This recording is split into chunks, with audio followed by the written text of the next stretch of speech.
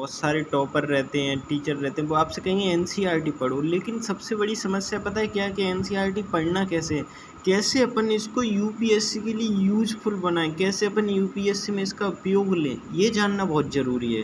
अगर ये जानना पता चल गया तो आप पक्का एनसीईआरटी आपके लिए यूजफुल हो जाएगी।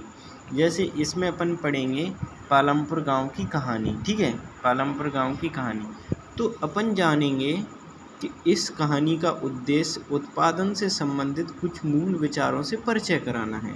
इस कहानी का उद्देश्य आपको कहानी सुनाना नहीं है, बल्कि वो आपको उत्पादन से संबंधित कुछ मूल विचारों से परिचय करा रहे हैं कि किसी अर्थव्यवस्था में उत्पादन कैसे होता है, कौन कौन से संसाधन हैं जिनमें उत्पादन की ज़रूरत, कौन कौन से ऐसे संसाधन हैं जो अपन को उत्पादन के लिए चाहिए। जैसे पालमपुर में खेती मुख्य क्रिया है। खेती क्या है, प्राथमिक स्तर की मतलब प्राथमिक अर्थव्यवस्था का स्तर है जहाँ पे प्राथमिक स्तर पर उत्पादन किया जाता है। तो अपन को पता चलेगा कि खेती क्यों इम्पोर्टेंट है। खेती एक तो इसलिए इम्पोर्टेंट है कि भारत में 56.4% कृषि की जाती है, तो इसलिए भी इम्पोर्टेंट है क्योंकि हमारी अर्थव्यवस्था का एक सबसे बड़ा हिस्सा है जो रोज़गार पैदा करता है, जो और ग्रामीण अर्थव्यवस्था का सबसे बड़ा हिस्सा है, ठीक है। तो खेती से हमें पता चलेगा कि प्राथमिक स्तर पर उत्पादन कैसे होता है, और खेती के साथ साथ छोटी छोटी वो भी चलती हैं अन्य क्रियाएं भी, जैसे कि विनिर्माण हुआ, मैन्युफैक्चरिंग हुई, डेयरी हुआ, परिवहन हुआ।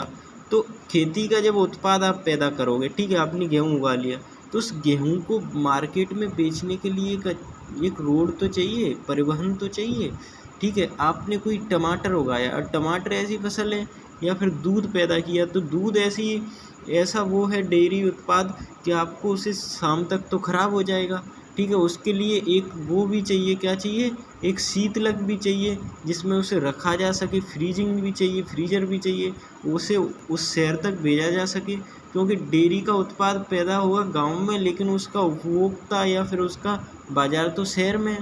उस शहर से जोड़ने के लिए एक अच्छा परिवहन चाहिए, और एक अच्छे परिवहन के लिए सरकार क्या करती है, इंफ्रास्ट्रक्चर डेवलपमेंट पे जोर देती है, सरकार कॉरिडोर बनाती है, सरकार क्या करती है, सरकार है ना सागरमाला परियोजना लेके आती है, गांवों को शहरों से जोड़ती है ताकि गांवों का विकास हो सके, ठीक है दोस्तों। तो परिवहन एक इम्पोर्टेंट गतिविधि हो गया।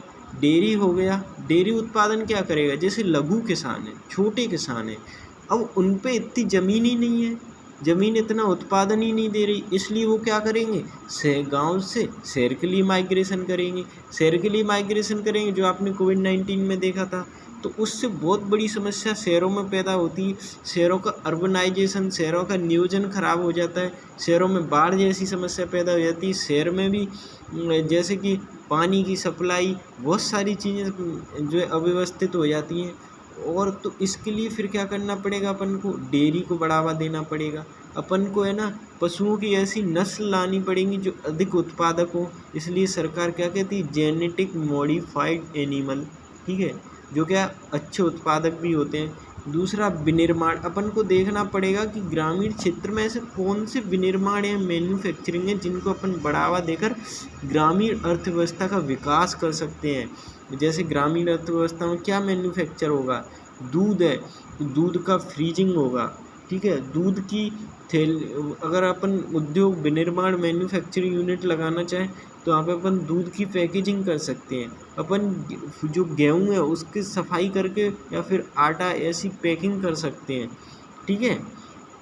दूसरा दोस्तों, ये तो सीमित स्तर पर ही की जाती हैं, तो ये कि इनको बढ़ावा दिया जा सकता है। मतलब अपन को इससे सीखने को मिला कि कृषि कार्य में लगे जो किसान हैं उनको कैसे आर्थिक रूप से मजबूत किया जा सकता है, कैसे प्राथमिक स्तर पर अपन अर्थव्यवस्था को मजबूत कर सकते हैं। दूसरी चीज़ क्या होती है, संसाधनों की आवश्यकता। देखो, किसी भी स्तर पर आप प्रोडक्शन करिए अर्थव्यवस्था में, आपको संसाधन चाहिए होंगे।